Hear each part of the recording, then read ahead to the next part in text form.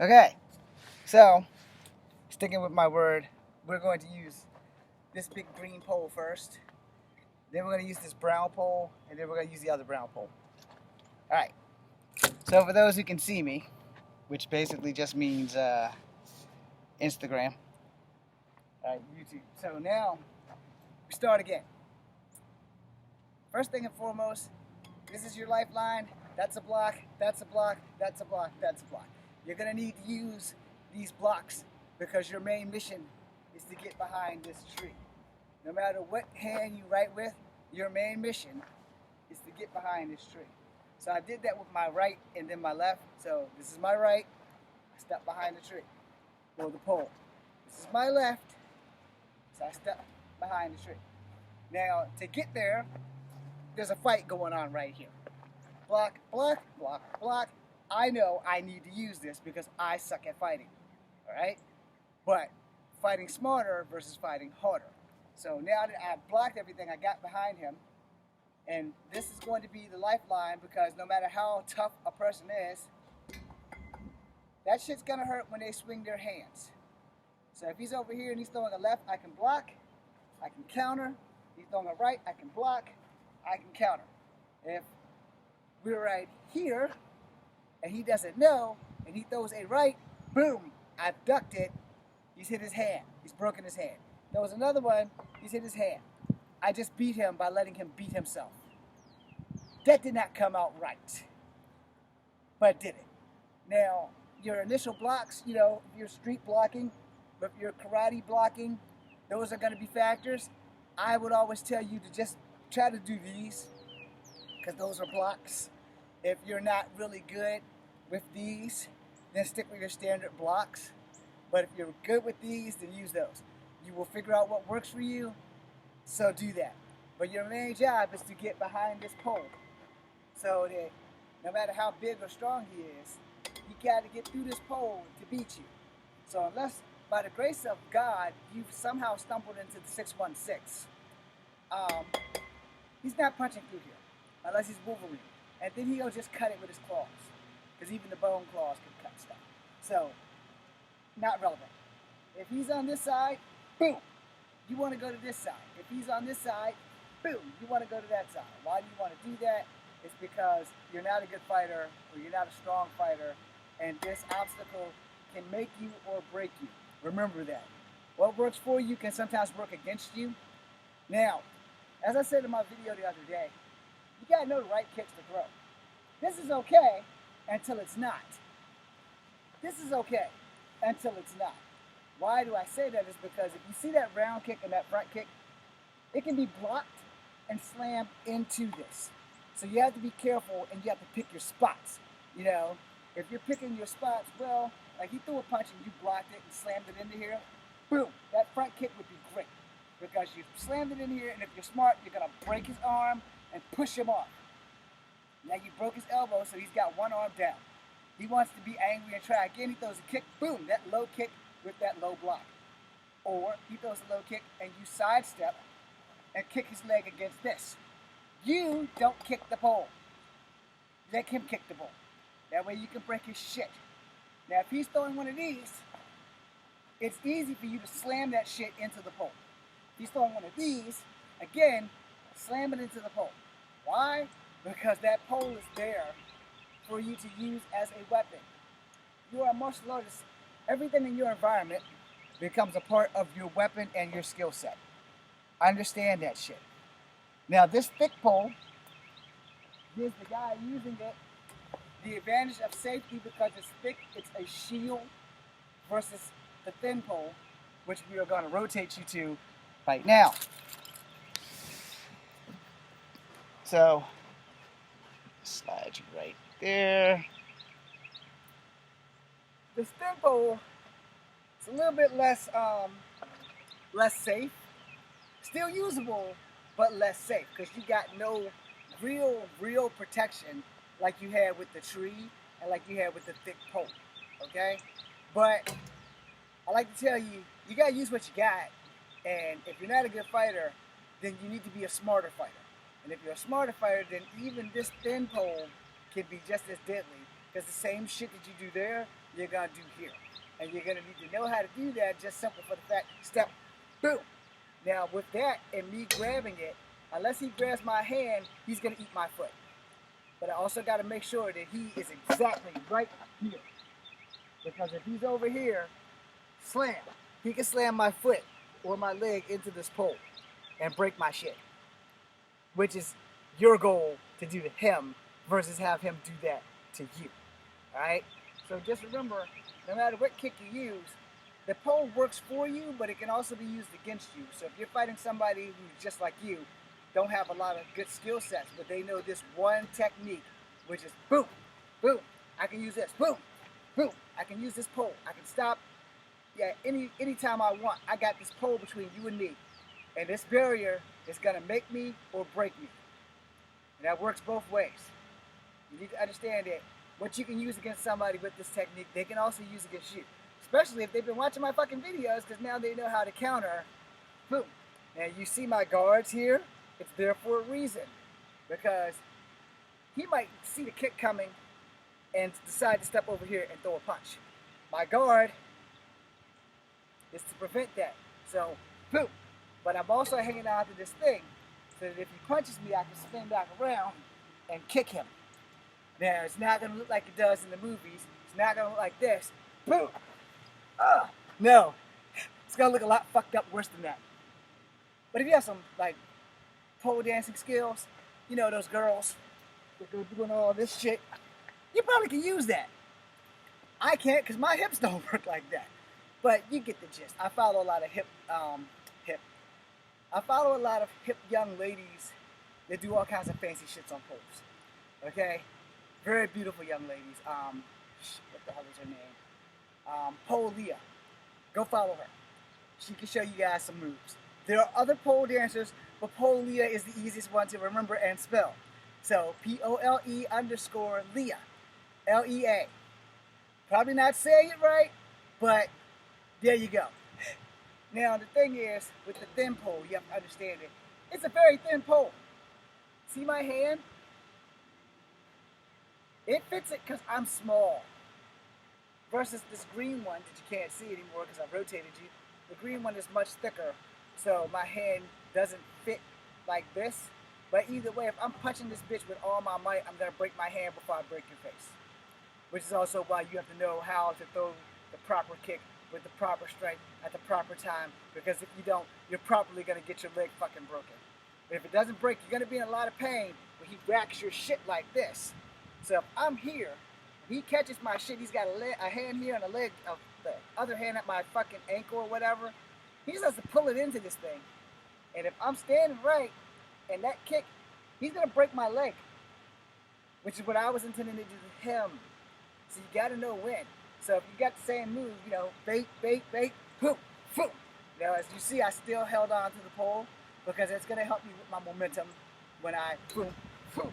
And then if I get back, boom. Now I switched up the game. Instead of doing this, step, boom, I did this, boom, boom. I came between, all right? There's a reason for knowing when to do that, but it also depends on your opponent's placement of where they are. If he's over here, his whole body's right here, then this could work for me, but it can also work against me. So I have to figure it out. If I choose to do this, he slams my leg in the air, I fucked up. So I can fake him, you know, boom, you know, I got a better chance with the fake than I do, especially if he knows the same skill.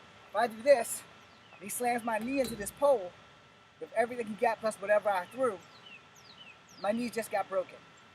We don't want that. So I gotta bait him, you know. If I get over here and he gets like right in there where he can't really use it because my leg is going to hit him, if I'm lucky enough to hit him. When I step, bam, you know, I got that connection. But let's say I know that he knows what I know, so I can again come back. Now if he rocks me this way, boom, I still can use this pole. I'm gonna be hurt. That's not bullshit. I'm gonna be hurt because he just rocked my shit this way. Now he could pin me, but I'm still open to where I can fight him back. Versus if he pins me over here and I gotta work around the pole or over the pole to fight him back. You don't want that. You want to be pinned this way if you gotta get pinned at all, so that you have maneuverability that you can still fight and get back to your leg and then come back around and get back between this pole. Like I said, it's gonna save your life to know this shit. However, I'm pretty sure in life you're never gonna need it unless you live a very strange and mysterious life. So now we're gonna go over to that pole right there. Which means I gotta reevaluate some shit. See, is this thing still recording? Yes, it is. Alright. So, can you get that pole?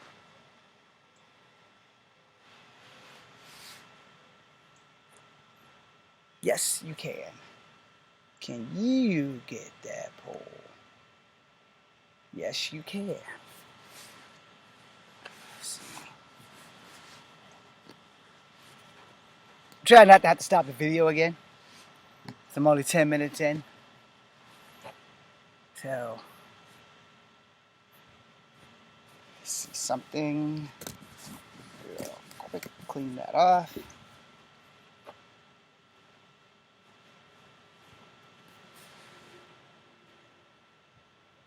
Yeah, making videos is hard when you don't have any assistance. Alright. So, this pole's a little thicker. It's got some funny things on it. But this is just to show you that your environment has become a part of the battle. So, you do what you did on that pole, and that tree over there. It's the same shit. Boom. You know? Boom. So you gotta have to protect yourself. Boom. Stop. Boom. You know? Get back. You're gonna need to know all of the maneuverability. You're probably not gonna have to do this. Boom. But know that you can. Boom. But because it bounces, you probably shouldn't. Because you might get your shit fucked up. You need to understand that everything around you, he throws this into you, you know, you got problems now. If your back is hitting. So you can move. This hand can get caught in here. I know you guys can't see it. This forces me to have to do something that I don't want to have to do. So let's take you guys closer. God damn it. Move this first.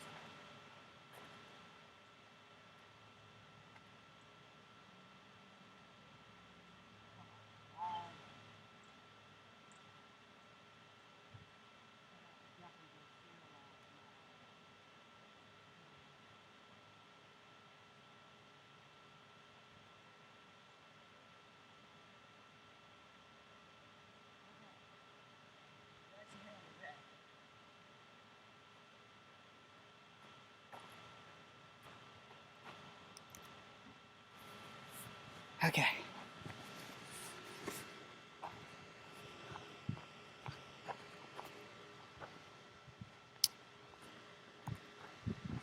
Just because. Okay. So just because it's gonna look a little bit better if both of y'all are at the same angle. And of course this damn thing wants to be retarded now. Okay. So as I said, he can get his arm caught in here, and now you have him. So he was swinging from over there, he gets his arm caught, now you've locked him in. Boom, boom, boom. Eat his ass up. Same thing on the other side, lock him in. Boom, boom, boom, boom, boom, boom. Eat him up. Understand, you see the environment. Everything in this environment can make you or break you. And you need to know how to use everything around you to fight, regardless of whatever martial art you are taking. Because knowing your environment, knowing where people are, knowing what you can use against people is going to help you out. The training of the technique with this pole or a tree is one and the same. He throws a left kick, I step to my left, return a right kick. He throws a right kick, I step to my right, return a left kick. He throws a right punch. I step to my left. I block with a right block, or I block with a left block if it's a right punch over this side. The trick is I need to keep this pole or tree between him and me. The safest way to do that is to keep dancing around this thing. Now, I don't say this often, and I probably should say this more often, and I probably should have said it before I even made these videos. The key to winning a fight is staying calm, controlling your anger, controlling your fear, controlling your adrenaline. So, two of those you are going to be able to do. You will be able to control your anger. You will be able to control your fear. You might not be able to control your adrenaline. All right? Now, staying focused while in the fight is not very easy because the first time you get hit, if you recover fast enough, the last thing on your mind is wanting to get hit again. But knowing that it can happen is going to be a thing. Sorry, there's people over there in my visual that I can see. So I'm keeping an eye on them as I talk to you. I think it might only be one person, but I'm not going to swear to it. Anyway, the point being made is really quite simple. When you are in a fight, you might want to take every fight as if it was the fight of your life. All right? Now, if you're like in the entertainment business, like if you're making movies, you know that it's not going to be serious. You know you're not going to hurt anybody. You're going to be there. Why are you looking at me, bird? Thank you. Sorry. Native thing. I don't know what kind of bird it was, but it was looking at me kind of hard. So, and before the kids come back to ruin my video, you're going to need to understand that every fight is the fight of your life. Okay, it was a Robin and it's bad. Every fight must be taken as if it is the fight of your life, with a few exceptions. You're making a movie, it's all pretend. You're fighting in the octagon, you're not trying to kill anybody, you're fighting for a paycheck. You're fighting in a wrestling ring, you're not trying to kill anybody, you're fighting for a paycheck. Fighting in the streets, you're fighting for your life. This out here would technically be considered fighting in the streets, even though you're at a playground. Now, I know you guys seen a few episodes of Power Rangers where they actually fight in playgrounds. Well, I come to tell you in real life, yeah, we fight in playgrounds. Sometimes shit happens. But always remember your maneuverability. Now, I'm not going to say you can get somebody's leg caught in here. It's not impossible, but it's highly unlikely that somebody's going to kick low enough for you to clock this thing around in a circle and lock your leg in it. But if you get that lucky, please be merciful. Don't beat them to death. Just beat them up enough to make them stop hurting you. Otherwise, you're going to jail. So final recap, block, block, block, block. Keep him on that side. So if he's throwing, block, block, that way you've blocked it. Now, if, again, you aren't a very strong fighter, this thing must stay between the two of you. So he throws a left punch, you block. Now you can counter with a right mid kick, or a right high kick, or a right low kick, or a boom, boom, boom. If you're on the other side, my legs don't work like that. So, block with the hand or retaliate with boom, boom, boom. Like I said, my legs don't work like they used to. But these are your base attacks. If you have to get closer to him, boom, come this way, boom, that way. You want to keep it so that you still have this pole between y'all and so that he can't use it on you the way you can use it on him. Or her if you're ladies and your ladies are fighting. That being said, I'm going to end this live because I know my battery's about to die. I hope that I taught you guys something. I hope I taught you something. I hope that the training does come